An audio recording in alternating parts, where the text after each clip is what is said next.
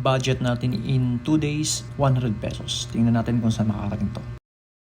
Bili tayo ng 50 pesos na manok, 10 pisong dahon ng malunggay, 2 pisong sili, a total of 12 pesos.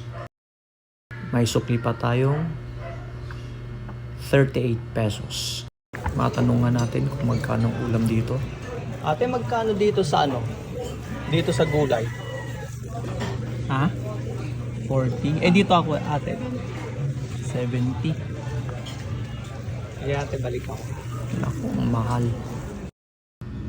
Ito, 62 pesos lang lahat. Ayusin na natin, guys.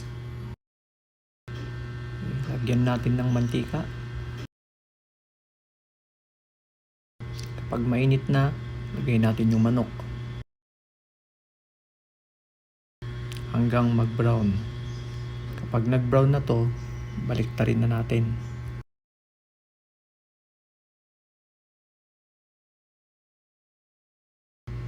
Lagyan natin ng garlic powder,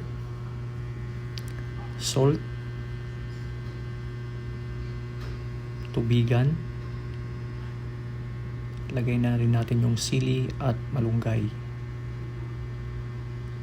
Tapos takpan natin. Kapag kumulo na, haluin lang ng bahagya. Takpan ulit.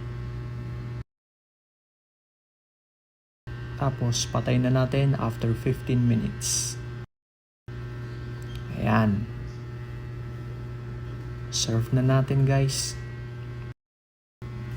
Yan, ang ulam natin ngayon, tinola. Ayan. Kain na tayo, guys. See you on my next vlog.